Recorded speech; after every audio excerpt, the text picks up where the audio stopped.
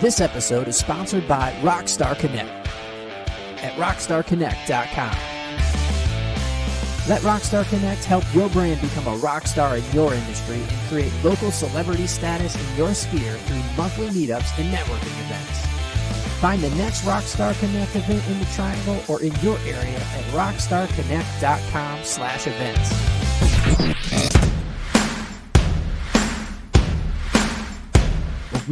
What frustrates me is people just don't know. I had no idea that any of this existed. I had no idea. Let me start with North Carolina. Our system's been in place since 1937. Yep. Pretty much unchanged. So that system has lasted and it's still going strong. So this is the only state in the country with 170 boards that control alcohol in each community. So if you're a distiller in, say, the Outer Banks or whatever, and you want to sell your rum in, Murphy or Asheville, you've got to go physically and schmooze the board. Mm-hmm. Really? 170 boards. No, we're the only state in the country with boards like this. Wow. There are 17 control states.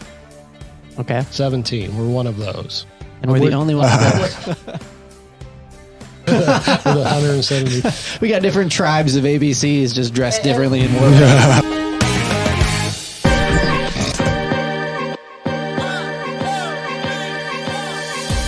Thank you for listening to the Guys Who Do Stuff podcast. Visit guyswhodostuff.com. You probably shouldn't Google that. All right, well, welcome to the show. This is Guys Who Do Stuff. I'm Joe. I'm Josh. This is the show where we help you get unstuck and tell a better story. And have a good answer to the question. What are you doing today? That's right. And today we are privileged to have John Trump joining us in the studio. Thank you so much for being on. Hey, thanks. Yeah. So, John, you've written a book called Still and Barrel that came out in 2017, and I can't wait can't wait to talk to you about that. But you've also spent 30 years as a reporter, correct? Right. Yeah. So, over those 30 years, what has been some of the highlights for you? Oh man, Las Vegas was fun. I spent a lot of time in news. So there's some incredible stories, being so hot out in Vegas as it is. I remember a story of a missing person and they found her in a storage shed, a garbage can. It was pretty much liquid. Oh my goodness. There was a stripper who partied all night and hit a bunch of kids working in a roadway, that kind of stuff. And then I was in Fayetteville too. I know this is all more morose and things, but a guy stole a city van and targeted people on the sidewalks. Oh man. A lot of shootings. A guy went into VA with a box of roses and pulled out a shotgun and shot it up. Yeah, it's that kind of stuff. There's good stuff happens too, Right. But these are the kind of things that just kind of stand out. Yeah, And I met my wife while as a reporter. We were talking about it in Vegas, and she was working for the AP at the time. So, yeah, it's unfortunate where it's gone. Newspapers and reporting as a whole. What trends excite you about where your industry is going, and what things are upsetting? So maybe we'll start with the things that are upsetting. That's a great question, Joe. Thanks, Josh. Yeah, it's upsetting is what happened in newspapers. I mean, the internet basically killed it. Things like Craigslist, and they're working on a 100-year-old business plan or longer now. Yeah. And it just doesn't work. Well, you bring up a good point. Nobody ever talks about Craigslist's role in killing the newspaper. Normally, we just think about the journalism side, but the classified section was a huge part. That's what it was money. That and real estate ads. The things they made money off of, they weren't making money off of anymore. It was a cash cow. And even like big retailers like Belk and so on and so forth, used to take full page ads out. Now they do inserts. Yeah. So what's happened though, back in the day when they were cash cows, the big corporations, the Gannett's, the Knight Ritters at the time, went in and swooped in and bought all these mom and pop papers. And what's most unfortunate, what bothers me the most about this is every community, whether you're in Madison, North Carolina, or even Cary or Dunn or wherever, you need the local paper watching government. It's what we do at the Carolina Journal. We watch the legislature, but you need a watchdog there. And with the small newspapers gone, city council can get away with anything. The mayor can get away with anything. These local boards can get away with anything. And let me just say, as far as fake news goes, that's a bunch of bullshit.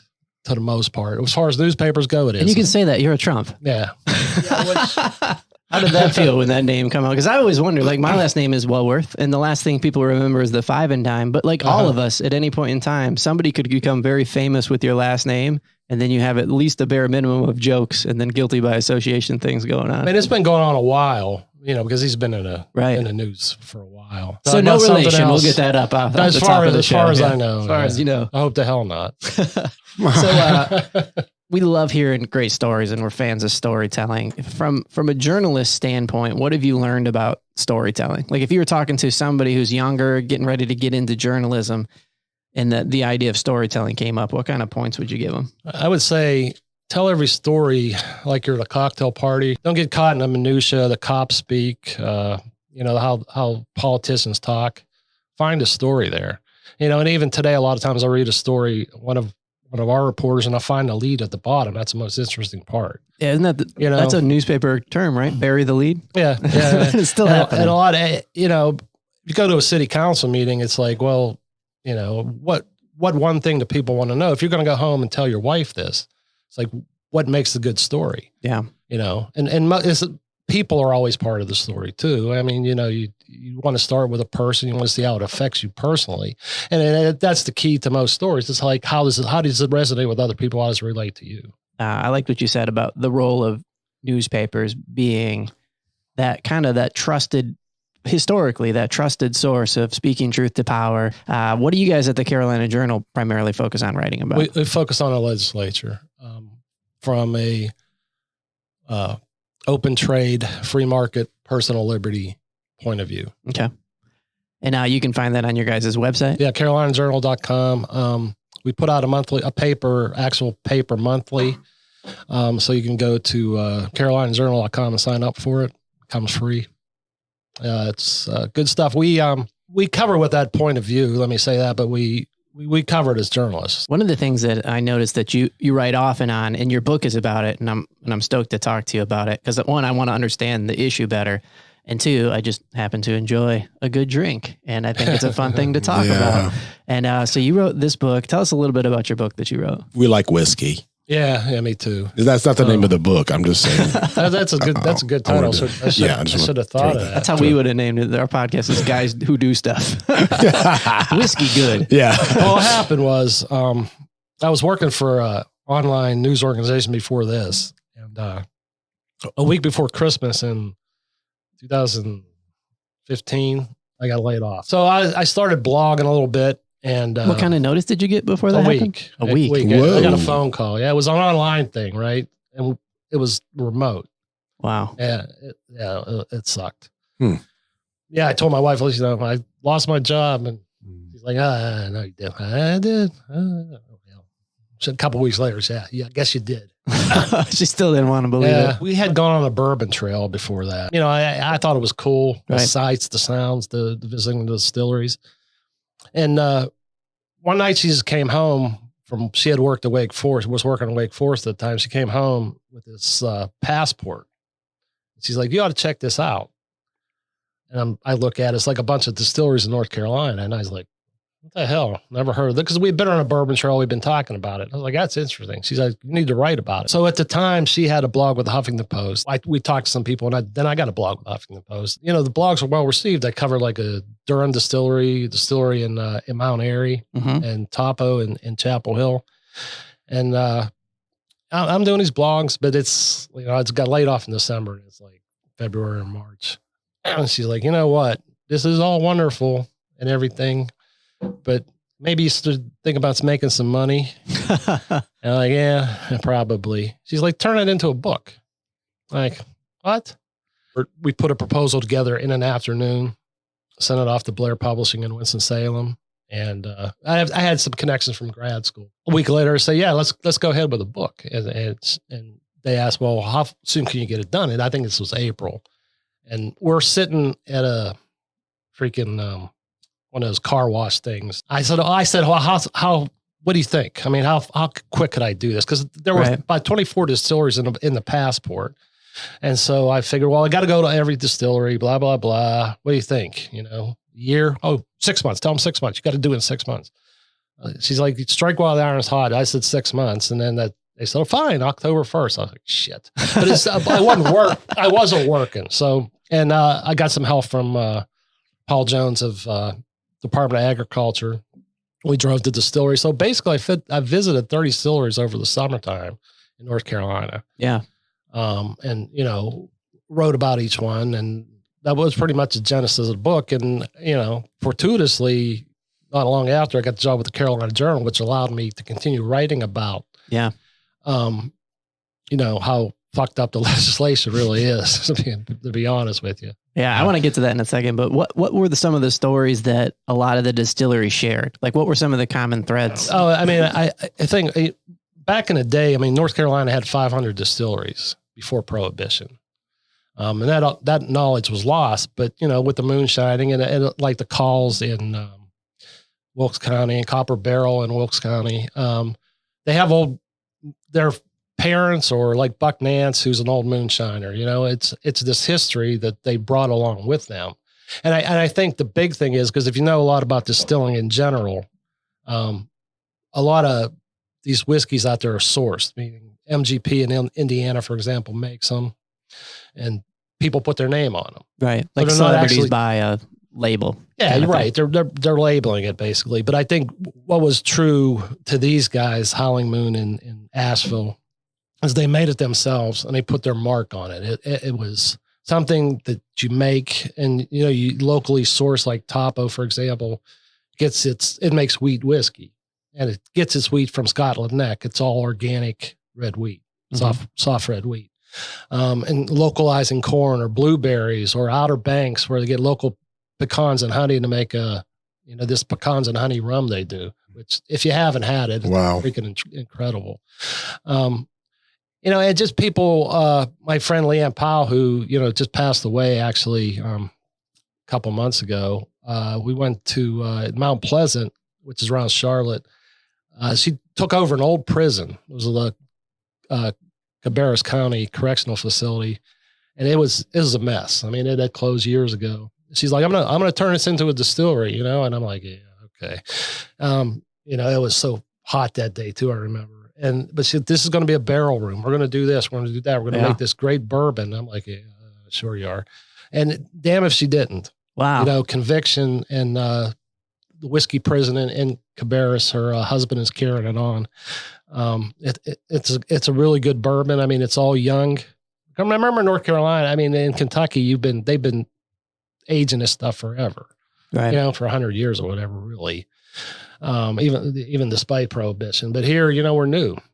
We didn't get our first distillery till 2005, and the legislature didn't allow legal distilling until 1979 anyways.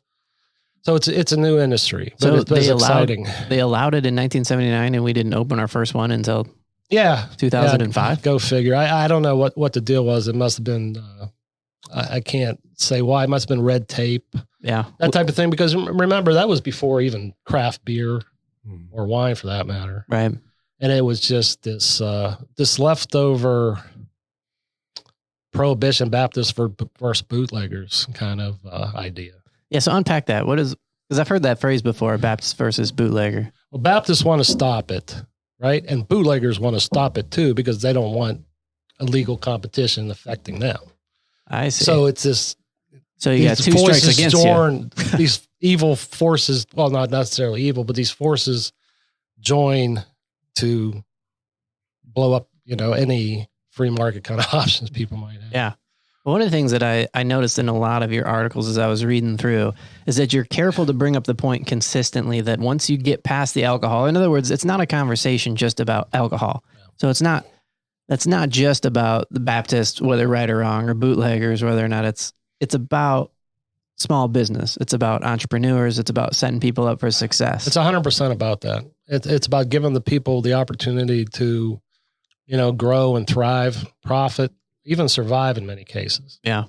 It's not about alcohol at all. A lot of these guys, I've talked to, they start from the last bit of savings they have. They jump through all these red tapes, this red tape, and through these hoops. Then they hit roadblocks with government regulations, or you can't do this, or the ABC board won't carry your product. It's just, they've done it with beer. Have you seen it with beer? You pop the cap. You remember that with where it was at 6% until like, 90 something or 80. Like it was, I think the 90s. You couldn't brew over 6% ABV. Mm-hmm. Well, they got rid of that. So you can make your stouts, you can make your triples, you can make your double box or whatever. And the breweries took off, and you could serve your own product at your brewery. It's the same with winery. Well, liquor, you can't do that until now. Did you call that pop the cap? Pop the cap. Nice. Yeah. That's what that was the campaign it was called. It was pop the cap. And there was a lawsuit from Noda, my favorite brewery. I'll go on record with that. And I was wondering if you were going to be withholding about which ones were your favorite, but you answered that right. Is that in Charlotte? It's in Charlotte. Yeah. NODA is that? Noda, yeah. North Davidson. They've got a couple locations now. Charlotte and Old Mech, and John Marino's a great guy too at Old Mech. There was a provision where in North Carolina, you could only brew if you're making it yourself. You could make 25,000 barrels, but if you went above that 25,000 barrel limit, you had to get a distributor.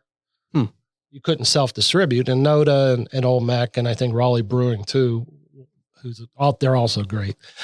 They're like, no, we want to make more. So they were stopping at that threshold, because they don't want to go to distributor, because you go to distributor, in their minds that you got to give away your brand. Yeah. The distributor can do what they want with it. And they just, no, we want to distribute it how we want to distribute it. But it was a state rule, some arbitrary rule where you had to stop at that. Yeah. So it took a lawsuit to lift that.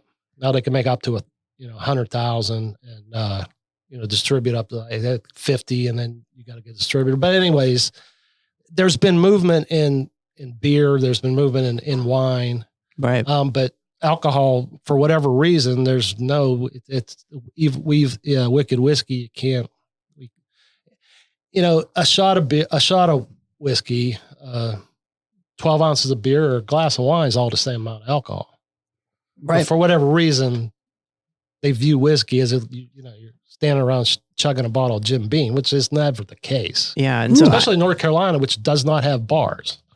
I only moved to the Triangle 10 years ago, and I've seen the influx of what you're talking about, all these craft breweries popping up, places like even in Cary where we're recording right now, we've got Bond Brothers opening up and all the different cool places in downtown and breweries. And I enjoy them. They seem like a place for people to get together. It's a nice third place. You go hang out, you meet friends there. You don't see a lot of people. Like, it's just not what you would expect if you were putting it in kind of like in that sin category that people like to box it into, right? It's a community. It's part of the neighborhood. And I think, we're new to Cary. We've been here going on 3 years, I think. And I don't know what Cary was like. I've heard stories before Bond Brothers. Downtown? Yeah, there was nothing there. There was like a Little Caesars. So that's an era now? Which isn't there anymore either. Yeah.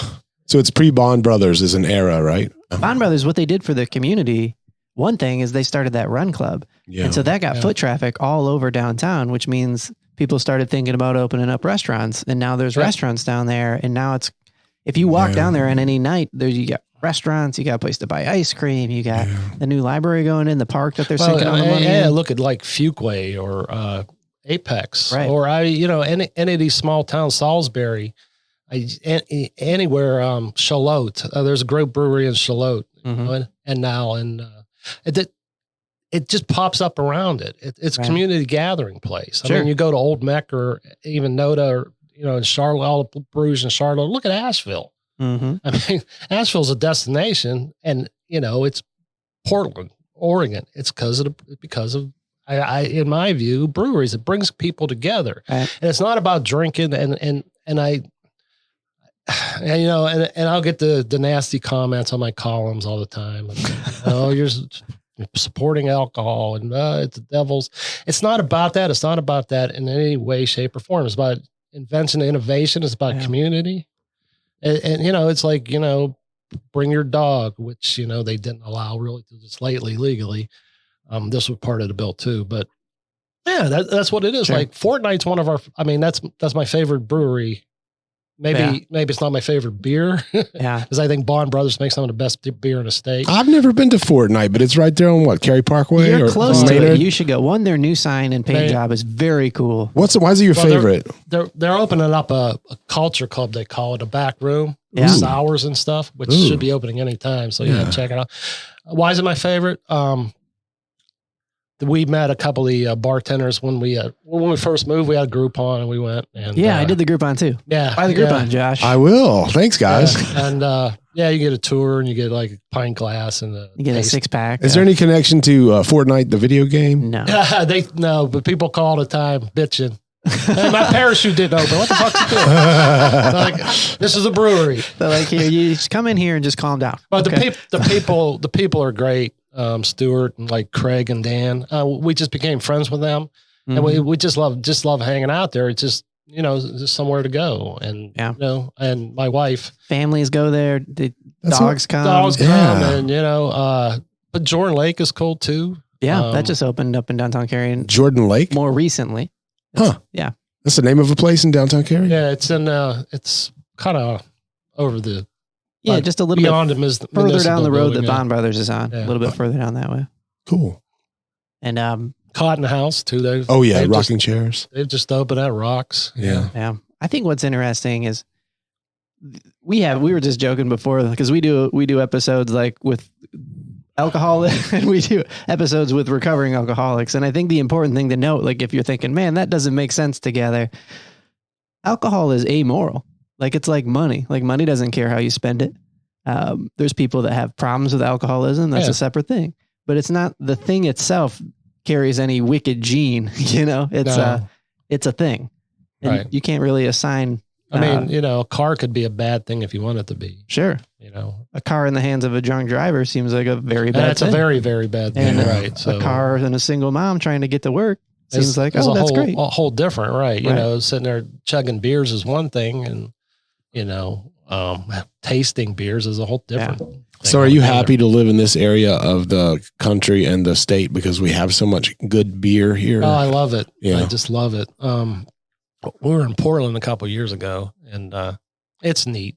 But, Asheville's like my favorite place in the world. Wilmington's getting that way. Yeah. Charlotte, we kind of avoid because of the traffic. I haven't been there for a while. Are you digging the new Sierra Nevada in Asheville? I've heard about it. That place rocks. It does. That place rocks, yeah. Yeah. It's nuts, too. But it's cool. It's got that whole outdoor thing. They have bands and tours. And, we went to Ireland a couple of years ago and went to Guinness.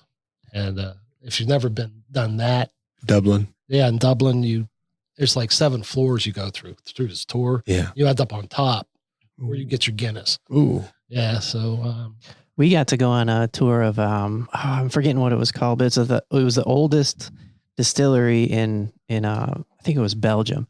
And we were just wiggling around and all this stuff, and they built a beer line. They actually, like we run fiber, they don't have streets that you can drive cars in this old town. And so they had to move everything with horse and carriage and drivers. And they were finding that their beer would get to the distillery, which was like 3 or 4 miles down the road, all shaken up and drank by the guys that are driving the horse and carriage and actually getting their drunk. And so they ran like 4 lines, like fiber lines, just like you've seen all around the triangle when they were burying fiber. And they put 4 different runs of beer. So it goes straight out of the vat. Takes it about 6 minutes, they said, to make it the 2 or 3 miles down to the factory. And did this whole thing. It cost them so much money. It's like de jures or something. I'll put it in the show notes. I'll look it up. It's an interesting article to read, to say the least, because they were made fun of by their city. Like, this is the dumbest thing you can invest money in. And now they're like crushing it. They're like one of the bigger people in their area. Wow, cool. Yeah, it's nuts. Have you guys had mead? Yeah, it's good. I've never had mead. Sometimes they have it on that Triangle Wine over at Waverly Place or Southern Pines or wherever you go to Triangle Wine. But it's kind of, it's like 14%. And it's sweet. Sweet. Yeah. They're sweet. I like it. We said it at the same time. This show is produced at Podcast Cary, a professional studio making podcasting simple and fun. Located in Vibe Coworking in Cary, North Carolina. Want to start a podcast to create great content for your business and establish yourself as a thought leader in your city? Go to podcastcary.com. Connect with your audience. Grow your brand. But I want to switch gears a little bit because one thing you pointed out in your articles, and we're talking about legislation specifically, we're talking about what feels like archaic rules from the ABC, and I don't understand a lot about it. So I would love if you could kind of unpack that. Like what do other states do that empower business owners to open up distilleries that we seem to be struggling in? Well, let me start with North Carolina. Our system's been in place since 1937. Yep. Pretty much unchanged. So very up to date. That's what you're saying. It's very up to date. What happened was, Prohibition happened in North Carolina in 1908. So it ended in 33.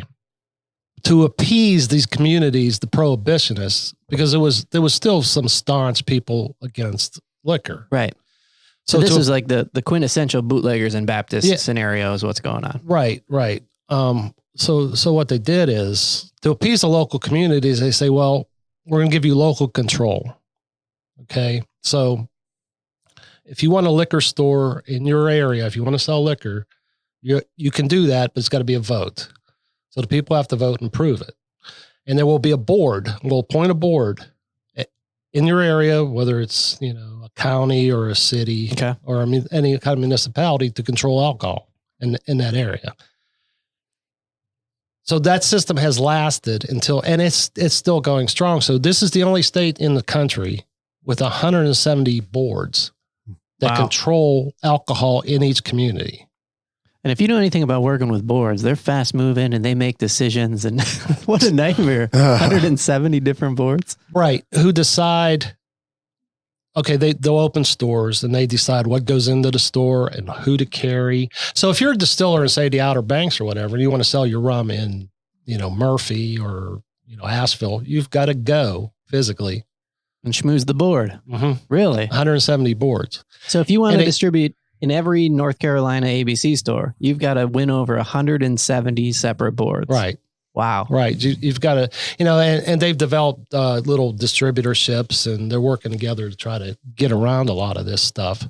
But that's how it works. And if a board, now this legislation, which just passed this session, compels ABC boards to carry your stuff or at least order it. It's like, so a restaurant wants to make cocktails. If they didn't carry your stuff in that county, they couldn't get your stuff. Gotcha. So now if a restaurant goes to the board or whatever, say, I want this, they have to order it. Sure. They have to order it, but it wasn't that case. So they're basically 170 or so different fiefdoms. Right. Operate individually. So that this is what these guys have to go through. And so like, if I'm tracking what you're saying, like if like say a Tito's martini became super popular and every restaurant wanted to sell it, now there's legislation to compel anybody that's not carrying Tito's. And I know if the restaurant wants it, they can go to the ABC board and say, I want this. They have to go to, then they have to get it. But before they say, no, we're not carrying it here. Because a lot of like the local distillers where their home counties or municipalities or whatever, we don't want to carry your stuff just because your grandfather pissed off my grandmother. Yeah, it has to all be political at that point, all right? political. They're all politically appointed and politically entrenched. There's even one, Shelley Willingham of Escon County, who serves as an ABC board chairman, and he's in the legislature. So he's a lawmaker. So, figure that one out. But we're the Virginia, for example, is a control state too, but they control it centrally. What's the difference between a control state and not control state? Because I grew up in Michigan and like there was liquor at like the grocery store. Right. So that's a not control state? Right. Okay. Yeah. The government basically just is in charge of enforcement. Mm-hmm. Here, government controls, basically they don't control, they don't make it, but they store it in the warehouse in Raleigh. All liquor in North Carolina comes out of Raleigh. It's all stored in Raleigh. Wow. Interesting. So it goes from Raleigh throughout the state. Is that like a check-in, check-out kind of thing? Yeah. It goes in trucks and so that's an added cost to distilleries because they got to send it from wherever they are to Raleigh. All the way to Raleigh. So if you're on the outside of the state, like you're in Wilmington, you got to send your crap to Raleigh so that they can send it back to Wilmington. Yeah. Oh. I'm beginning to understand why some people are frustrated with the.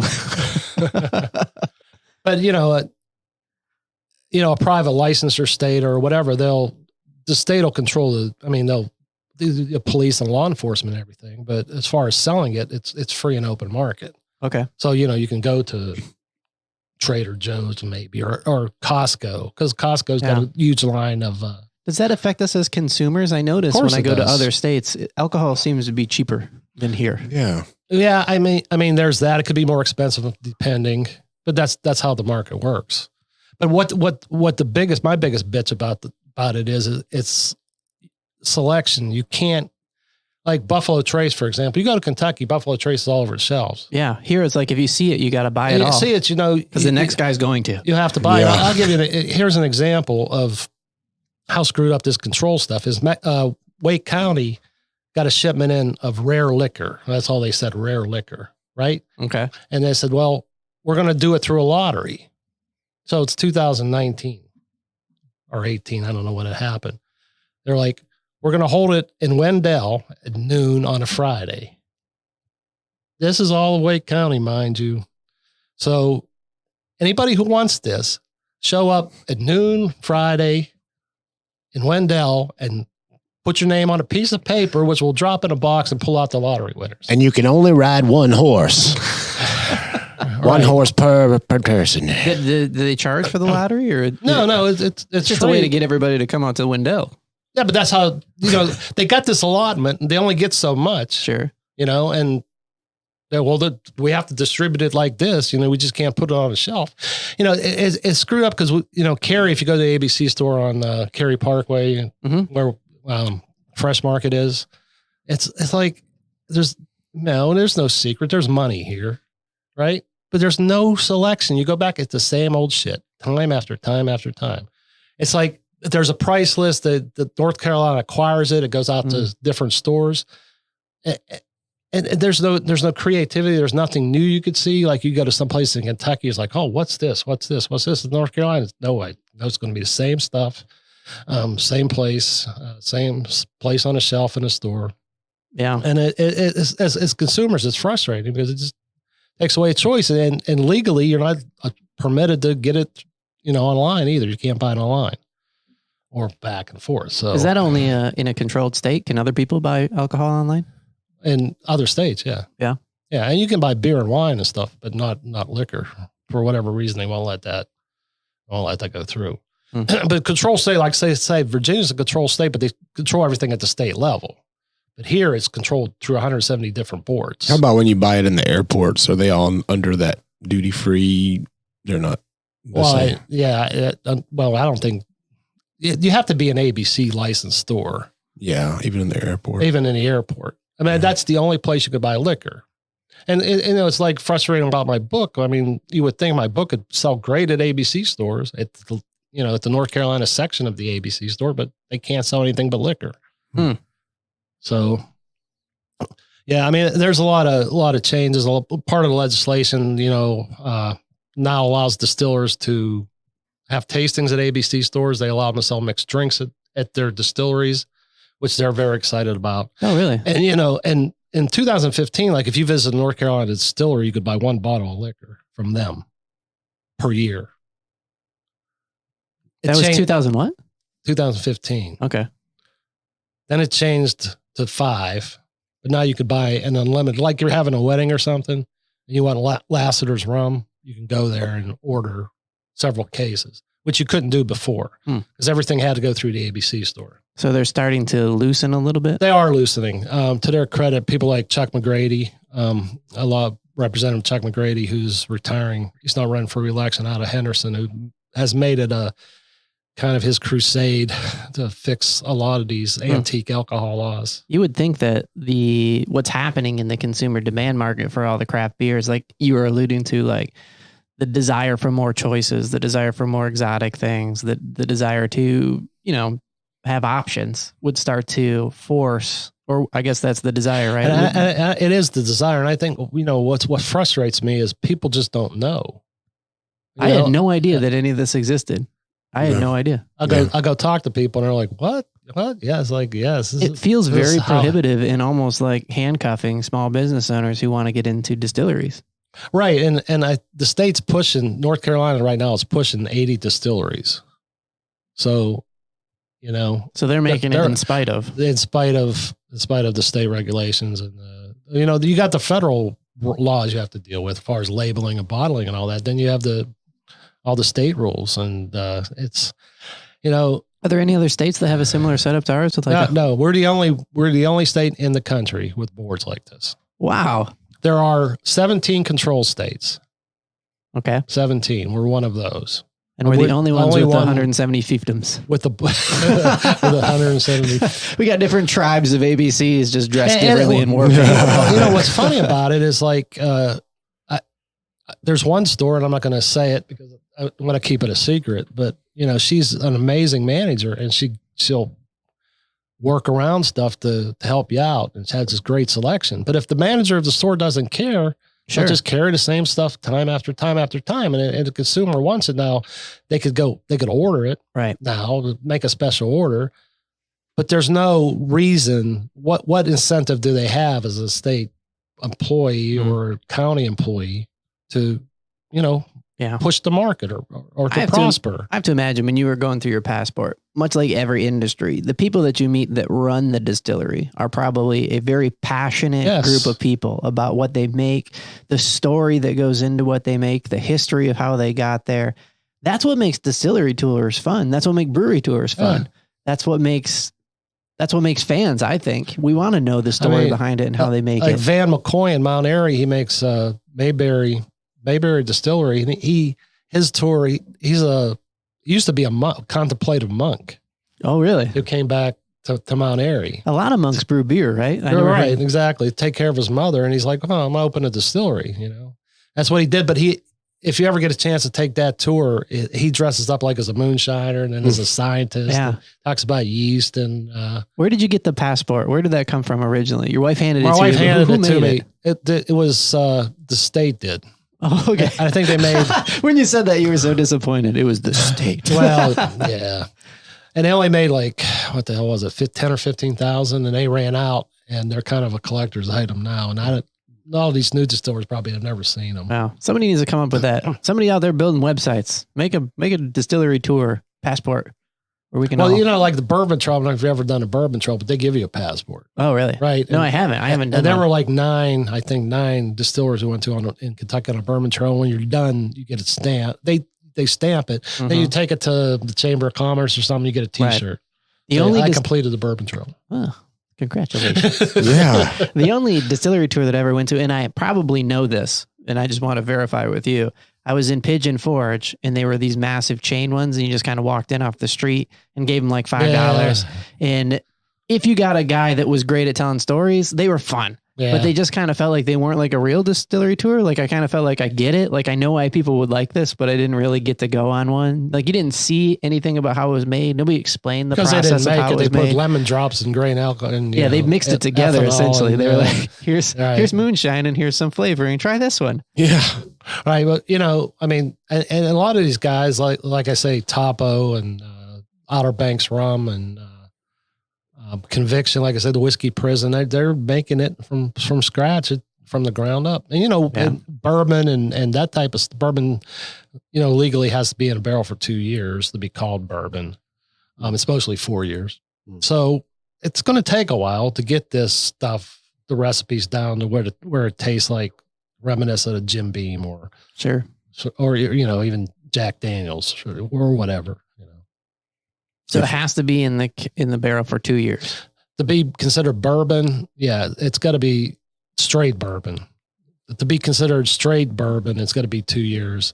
It's got to be made in the United States. It's got to be 51% corn,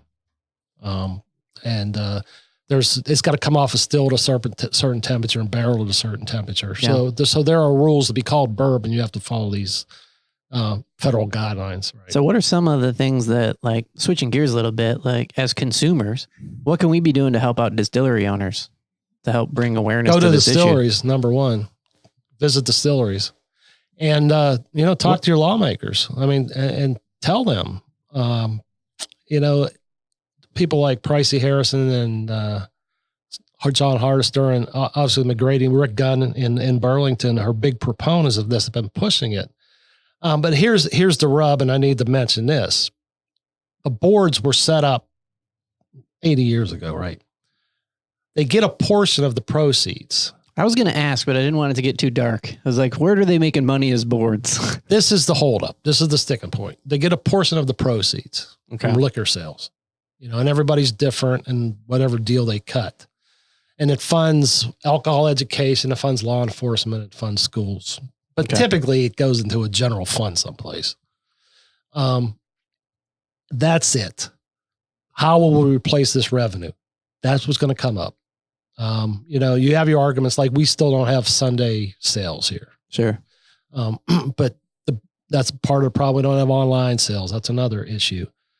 Everything else, but so there are things that are making that's money. Where's the money going to come from? And McGrady had laid out a plan where you would raise the excise tax instead of a percentage, be a flat rate.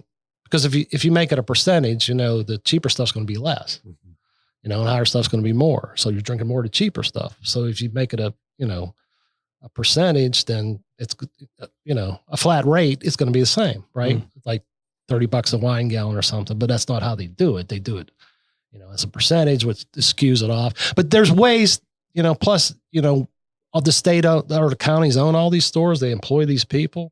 I mean, that's a lot of money. There's the overhead. So there's ways to do this, but there's just no appetite to do it. I mean, and these boards are so entrenched. I mean, they're 170 political appointees. So 170 boards with all political appointees. So go figure trying to fix this thing. It's going to be a slow moving thing. It's going to be a slog, and they made a ton of progress as it is, which is admirable. And I know there is a bill out there to privatize it. I mean, McGrady had a hearing on it. And I wrote about it. I had written about it, and there's ways to fix this. But as far as the appetite goes, it's going to be tough. How many books or how many distilleries did you visit that you wrote about in your book? I visited about 30, and I had to finally cut it off because they kept popping up.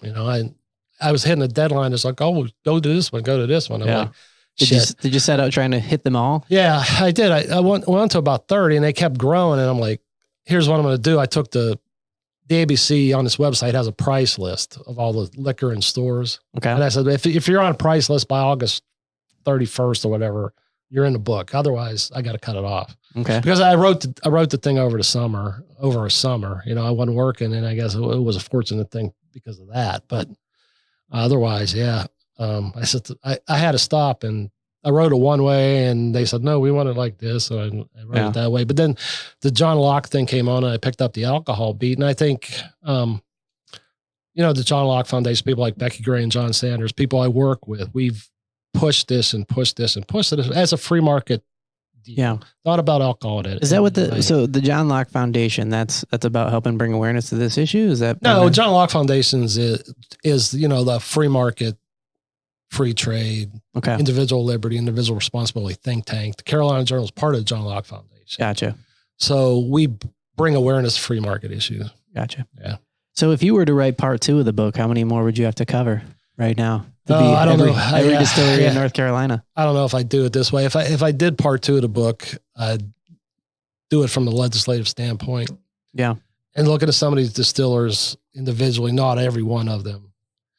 And their certain struggles and what they've had to go through with boards. Yeah. Like I just had one distiller say that they went to some festival, and for whatever reason, the organizers wouldn't allow them to serve mixed drinks at the festival. They just wanted shots, and it's just these roadblocks they just constantly run into. It's like, oh no, you can't have it here. And Wake County had delisted a couple products because they perceived flaws in the products when it really wasn't flaws. And then it was got to go back and get it back into Wake County. And ask a distillers like, well, where are you? And they're like, oh, I think I'm there. I think I'm here. If you were with a state, then it would be all over the place, but it's not. Sure. You could go in one county or another and you find something or you don't find something. So if we were to make the official John Trump passport right now, and we're by the triangle. So the 5 distilleries tours that we should start on first, as you said, one of the things we can do to help support is go visit distilleries. What are the top 5? Oh, wow. Okay. I'll leave it to the triangle, and I'll leave it to my friends. I mean, Raleigh rum is very cool. I didn't even know that existed. Sounds awesome. Raleigh rum. We're doing this, Josh. I think we need to commit to taking this passport. Yeah. Stamp me. Right. We're at least going to be the first people to do the passport. Let's do it. Lassiter's in Nightdale, who they have a tiki bar now, so check them out. Topo, of course. Fair Game, Pittsburgh. Go there. Durham Distillery is pretty awesome. They've won a ton of awards for their gin. Some other, they make a cucumber vodka, which my wife just adored. Ooh. They make a vodka and soda in can and gin and tonic in cans too. So, but like I say, also Whiskey Prison is a must see. Outer Banks Rum, Mayberry, Copper Barrel. I mean they're all over the states, and just some great people. They really are. They're really, and old Nick Williams. I mean, from Manteo to Murphy, as they say, but so he's kind of the godfather of the technique. Is that I don't know who you were talking about. Old Nick there. Williams. Yeah. It's a distillery in Clemens. Okay, distillery in Clemens. Yeah. Clemens. Yeah, well, that's my old stomping grounds. Do we have a person, like I've watched a bunch of the shows on TV about, like in Kentucky, there were people that were known for being like, this was the godfather of Kentucky bourbon. Who's the North Carolina founders of the North Carolina style of distillery? Do we have them? No, not really. They weren't here because it was too hard. Oh, I tell you, and don't let me out. Jeremy Norris in Benson, Broad Slab. Check that out too. I mean, really, you can't go wrong. Jeremy's learned from his grandfather, which is a great story too. Growing up, he hung out with his grandfather a lot and basically raised him and taught him to make liquor. And 2005 or 6, his grandfather had died. They had a produce stand out on the highway in Benson there before 40 came through. And his grandfather died, and he took the produce stand and kind of built upon it and started making liquor, and he makes basically moonshine, but some rum too. It's on a farm. It's really cool. He had at one point grown his own corn on the farm. So that's definitely another one. But yeah, I mean, and I say this not because I wrote a book, but I think the book is probably your best guide to seeing these distilleries, because there's really nothing online or elsewhere and that's one of the reasons I did the book, because it's a comprehensive look at these distilleries. I had no idea that this industry was suffering this kind of regulation that was being so prohibitive. Because, you hear the story and you think about like craft beer, and you think about the proliferation of it and how it's been, I would say, probably largely responsible for making a lot of great community hangouts across the state and places for people to get together. And like you think of like Bond Brothers again, for example, like you can go there with your family and play board games. Well, it's not a bar, right? It's not like what you think about, like you go in there to do, whatever the worst case scenario you think about. It's community is what it is. And, it's allowing people to sell their own product.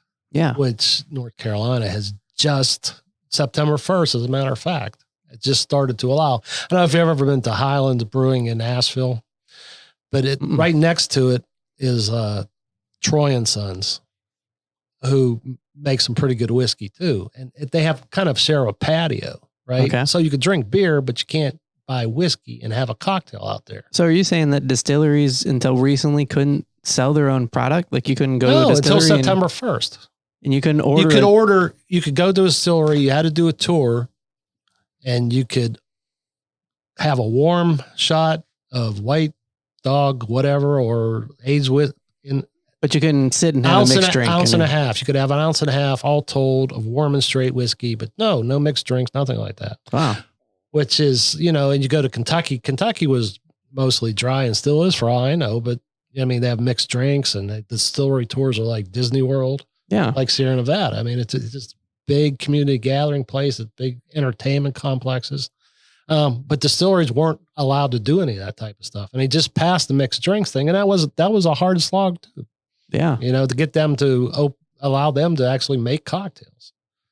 Yeah. That would seem very prohibitive. Like you are a distillery, and why wouldn't you have a bar where you could sit and enjoy your favorite version of a drink with their stuff? Exactly. Right. Mm-hmm. Right. Yeah. Because a lot of people, I mean, don't drink whiskey straight Sure. or gin straight. Or, I mean, how many people drink gin straight as it is right now? Right. Or vodka straight? Mm-hmm. You know, you don't. And they want their products to be, you know, enjoyed how they envision them. Sure. But the state's like, People have to like use your imagination. Imagine this in your favorite drink. Wouldn't that be good? the state says no.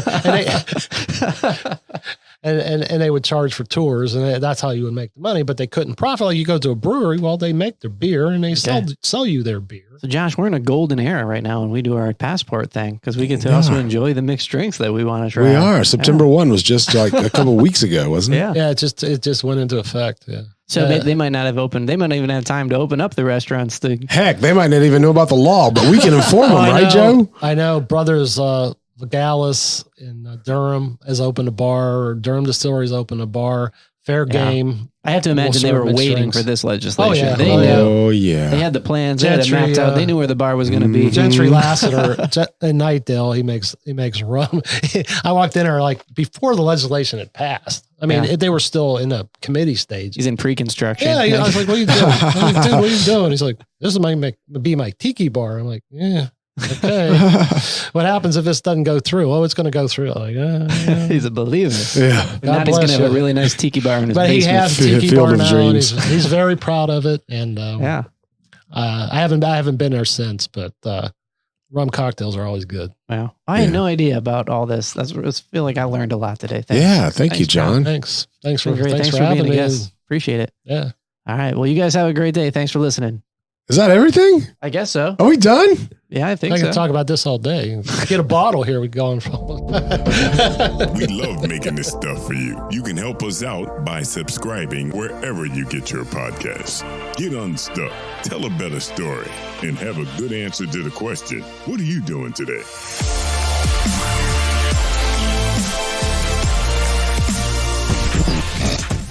Relevant Media Solutions believes that marketing is storytelling. They help take business owners from feeling scared that their ineffective website is losing business, embarrassed of their online presence, and worry that their customers are not finding them, to business leaders with a useful website that grows their business and sees customers return. Let them help you tell your story. Visit relevantmediasolutions.com today.